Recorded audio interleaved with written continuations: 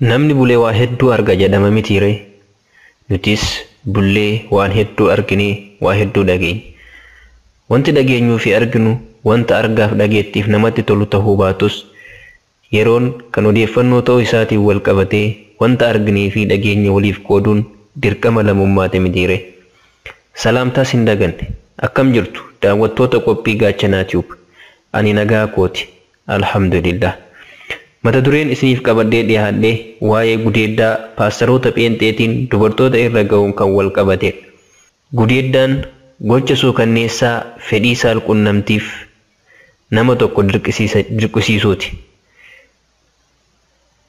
Gochi kun yeroo baay'ee kan raawwatamu dubartoota irratti yoo ta'u, keessaafuu dubartoonni gocha kanaaf saaxilamoo ta'an dubartoota umriin isaanii ijoolleeti. Gochi kun akka seera addunyaattis ta'ee akka seera amantiitti gocha badaa fi yakka akkasumas cubbuu gocha ta'edha. Haa ta'u malee garuu namoonni tokko tokko haala suukanneessaa fi gara jabeenyaatiin gocha akkanaa hamaa kana dubartoota irratti yeroo raawwatan ni mul'atu. Gochi kun gocha fokkisaa nama kamiyyuunuu raawwatamuu hin qabne ta'uu isaatii wajjin namoota gocha kana maqaa amantiitiin raawwatan yeroo arginu garuu ajab nama jechisiisa. Gochoota fokkisoo maqaa amantiitiin raawwataman biyyoota biraa keessatti erga dhagayuu jalqabnee turreeti jirra. Daa'imman haadhaaf abbaan barnootaaf gara mana amantii ergan baay'een akka paastaroota isaaniitiin gudeeddaan garagaraa isaan irra gahuu miidiyaa addunyaatu gabaasaa oola. Haa ta'u malee garuu haala aadaa, amantii fi safuu akkasumas duudhaa biyya keenya keessa jiruun wanti akkanaa biyya keenya keessatti ni mudata jennee yaadnee hin beeknu. Ta'us wanta jibbantu nama dhaala jedhan mitiire. Wanti kaleessa biyya ormaatti dhageenyee balaaleeffachaa turre biyya keenya keessattis erga arguu jalqabnee oollee bubbulleeti jirra. Har'aaf mee ragabeensa dubartii paastarii isheetiin gudeedamtee kana isiniif haa qoodu.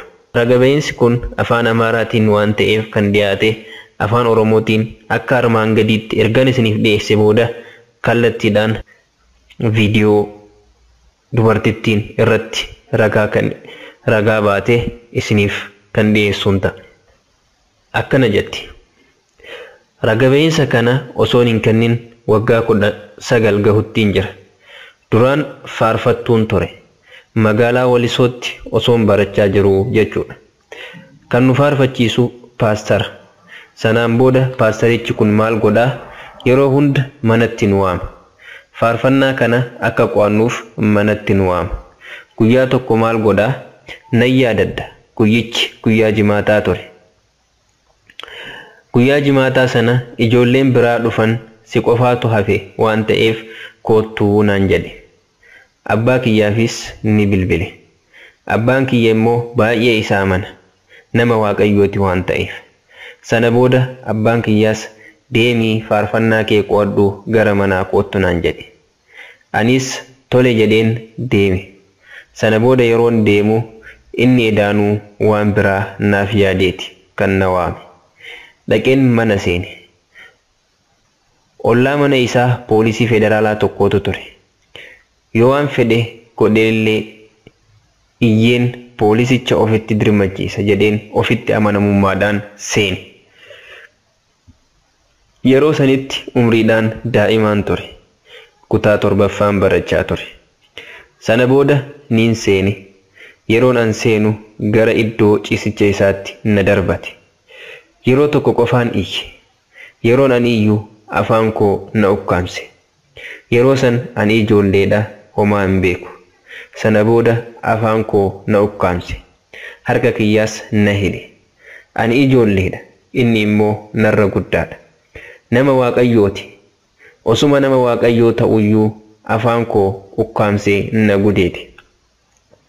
Sanaan booda erga na gudeedee humni koos na hanqate. Iyyuudhaafis humni koo na hanqate. Niin gaggabe. Sana booda wanta ta'e tokkoyyuu hin beeku.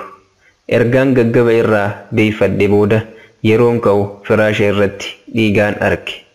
Dhiiga yeroon argu ammas kuni maali jedheen baay'ee boo'e. Sana booda yeroon booyaa manatti galu obboleessi koo guddaan maal taatee boocha naan jedhe. Anis lakki homaan taane jedheen deebiseef. Dhimma kana hanga har'aatti maatiin kiyya hin beekan.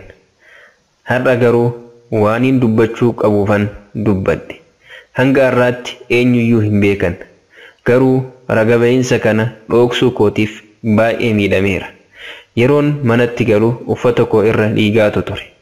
Obboleessi koo maal taate yeroo naan jedhu xurii ji'aa yookaan pireediitu natti dhufnaan na dhukkube jedheenii calliseen mana ciisichaa koo seeneen boo'uu jalqabe.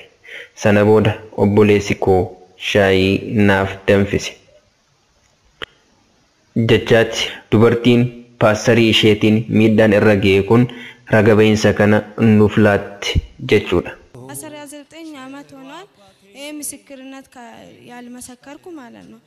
እና በፊት ዘማሪ ነበርኩት እዛ ወሊሶ ከተማ ላይ የተማርኩ ፓስተር ነው የሚያዘምረን። ከዛም በኋላ ያ ፓስተር ምን አደርጋል ያው ቤት ጠራናል ሁሌ ማለት ነው። መዝሙር ጥናት ቤት ነው የሚጠራን። አንድ ቀን ምን አደርጋል ከዛን አርብ ዕለት ነው ትዝ ይለኛል። አርብ ዕለት ሌሎቹ መጥተዋል አንቺ ብቻ ነሽ የቀረሽውና ነይ አለኝ። ከዛ ለፋዘር ደወለ። ፋዘር በጣም ነው የሚያምነው የእግዚአብሔር ሰው ስለሆነ ድረስ ማለት ነው። እና አባቴ እጂ በቃል እጂና ጥናት አርግተሽ ነይ ወደ ቤት አለኝ። እሺ ብዬ ሄድኩት ማለት ነው። ከዛ ሲሄድ እሱ ለካ ሌላ ነገር ነው ያሰበልኝ ማለት ነው።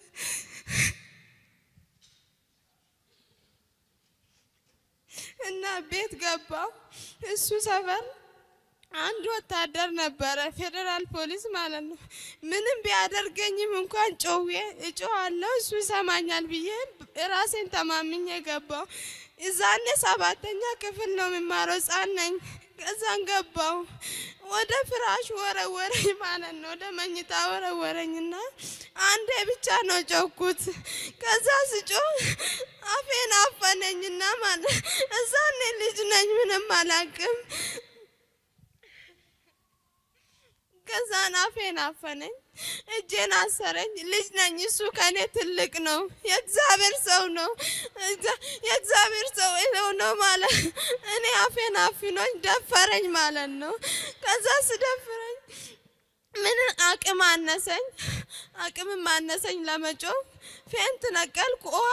ውሃ ደፋብኝ ማለት ነው። ከዛም በኋላ የሆነው ምንም አላቅም። ከዛን ከነቃ በኋላ የት ነው አለው ብዬ ፍራሹ ላይ ደም አየሁ።